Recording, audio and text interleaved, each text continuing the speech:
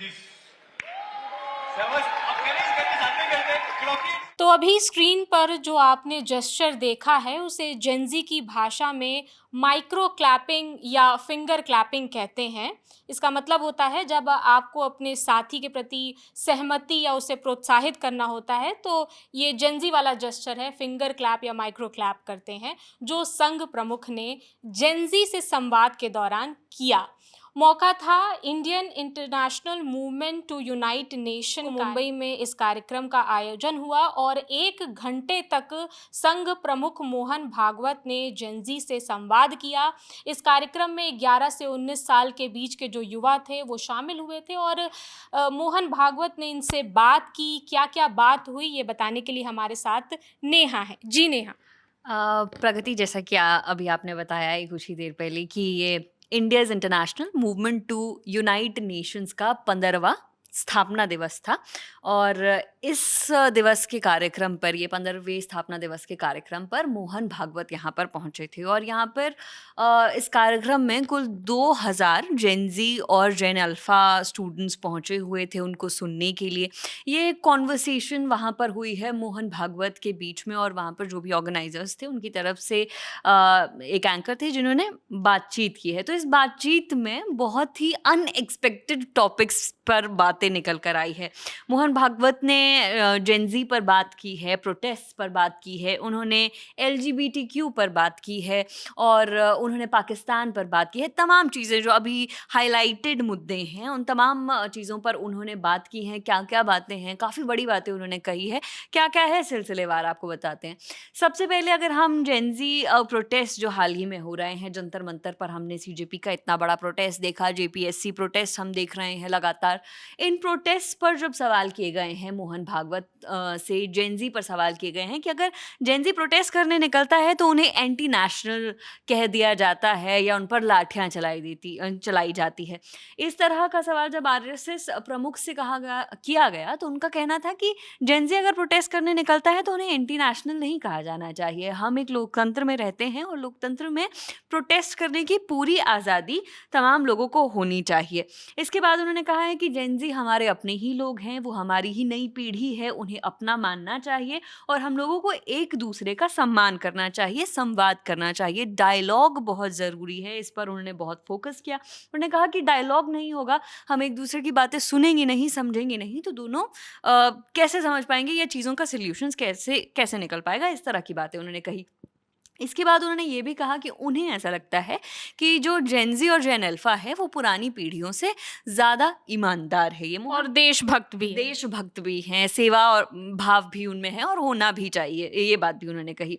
इसके बाद छात्र आंदोलनों की बात जब उनसे पूछी गई थी कि लाठीचार्ज हुआ है छात्रों पर, स्टूडेंट्स पर लगातार, तब उन्होंने कहा कि उन्हें जेनज़ी पर पूरा भरोसा है, लेकिन क्योंकि क्लैरिटी नहीं है बहुत चीज़ों की, जब कि लाठीचार्ज हुआ है सीजेपी प्रोटेस्ट के दौरान तो वहाँ पर कौन लोग थे, वहाँ पर कुछ अराजक तत्व भी मौजूद थे। ऐसे में क्योंकि उनके पास पूरी जानकारी नहीं है तो वो इस पर कुछ स्पष्ट नहीं कहना चाहते हैं। उन्होंने कहा कि अगर हमारे पास पूरी जानकारी होती या पता चल पाता कि वो लाठीचार्ज एग्जैक्टली किन लोगों पर, किन वजहों से किया गया है तो चीज़ें वो अलग से बता सकते थे, लेकिन अभी वो इस पर कुछ नहीं कहना चाहेंगे। कुछ इस तरह की बातें उन्होंने कही है। प्रदर्शन को लेकर कहा ही है, जैसा कि मैंने आपको बताया कि प्रदर्शन तो होना ही चाहिए। नेतृत्व को लेकर भी एक बहुत बड़ी बात प्रगति उन्होंने कही है। उन्होंने कहा है, जो ये की पॉइंट्स है उनकी बातों के, उनमें से एक ये नेतृत्व वाली बात भी है। उन्होंने कहा है कि असली नेता वो नहीं होता जो सिर्फ भाषण देता है, बल्कि वो या चुनाव जीते या सबसे आगे खड़ा रहे। असली नेता वो है जो चुपचाप काम करे, दूसरों की तारीफ करे, सफलता अपने साथियों के साथ बांटे और नए नेताओं को तैयार करे। उन्होंने कहा, मैं खुद को नेता नहीं मानता बल्कि कार्यकर्ता मानता हूँ। उन्होंने ये भी कहा कि एक अच्छा नेता का काम अपने पीछे और नेता भी तैयार करना होता है, सिर्फ खुद नेतृत्व करना नहीं होता है।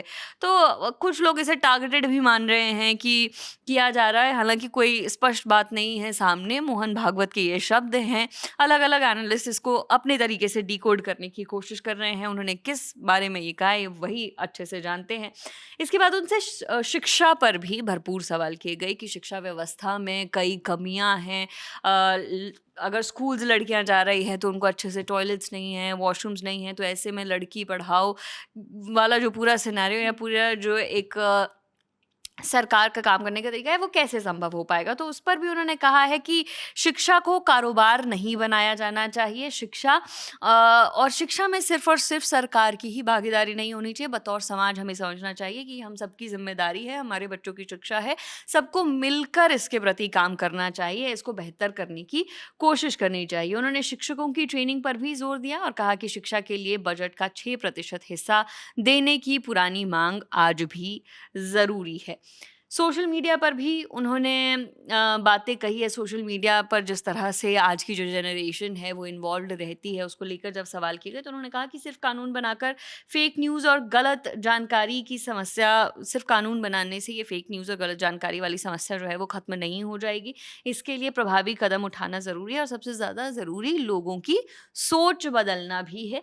उन्होंने ये भी कहा कि जिन लोगों को सोशल मीडिया पर लाखों फॉलोअर्स हैं, उन्हें जिम्मेदारी से काम करना चाहिए और कोई भी जानकारी साझा करने से पहले उसकी सच्चाई जांचनी चाहिए। इस तरह की बातें आज उन्होंने कही है।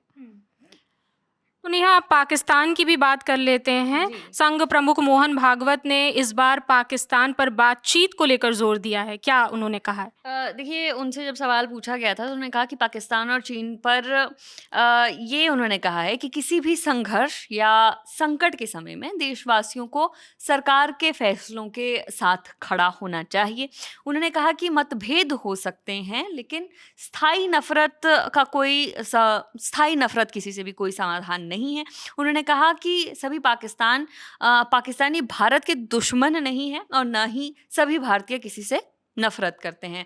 इंसानियत सबसे ऊपर होनी चाहिए। इस तरह की बातें जो है उन्होंने पाकिस्तान और चाइना को लेकर या दुश्मन देशों को लेकर जब उनसे सवाल किए गए उस पर की है।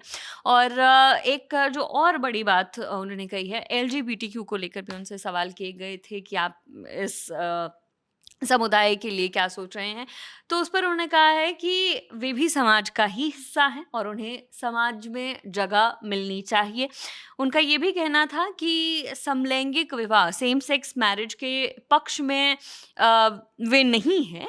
उनका कहना है कि शादी सिर्फ दो लोगों का साथ रहना नहीं बल्कि समाज की एक संस्था है जिससे परिवार बनते हैं और अच्छे नागरिक तैयार होते हैं। इसके साथ ही उन्होंने ये भी कहा कि समाज को ऐसा रास्ता निकालना चाहिए जिससे समलैंगिक जोड़ों को समाज में जगह और स्वीकार्यता मिल सके, भले ही उसे विवाह का दर्जा ना दिया जाए। यानी कि वो एक तरफ कह भी रहे हैं कि वो इसके पक्ष में नहीं है, लेकिन उनका कहना है कि ये भी समाज के ही लोग हैं, इन्हें भी समाज में जगह मिलनी चाहिए, दर्जा मिलना चाहिए। इस तरह की बातें जो हैं मोहन भागवत ने कही हैं, यानी कि थोड़ा डिप्लोमेटिक वो कुछ इस बात को लेकर नजर आए हैं। जी, तो ये पहली बार नहीं है कि जब संघ प्रमुख ने जेनज़ी को लेकर ऐसा स्टेटमेंट दिया है। बीते कुछ दिनों से वो कई इवेंट्स में शामिल होकर जेनज़ी के साथ कदम से कदम मिलाकर चलने की बात कर रहे हैं। उनके विचारों को सोचने और समझने की बात उन्होंने कही है। और फ़िलहाल ये जानकारी थी, जो भी अपडेट्स हैं हम आप तक पहुँचाएँगे। और अगर आपकी कोई राय है इस पर तो हमें कमेंट सेक्शन में लिख कर बताएँ। जानकारी दे रही थी नेहा। मेरा नाम प्रगति है। देश और दुनिया की तमाम खबरों से जुड़े रहने के लिए देखते रहिए दी लल्लन टॉप। शुक्रिया।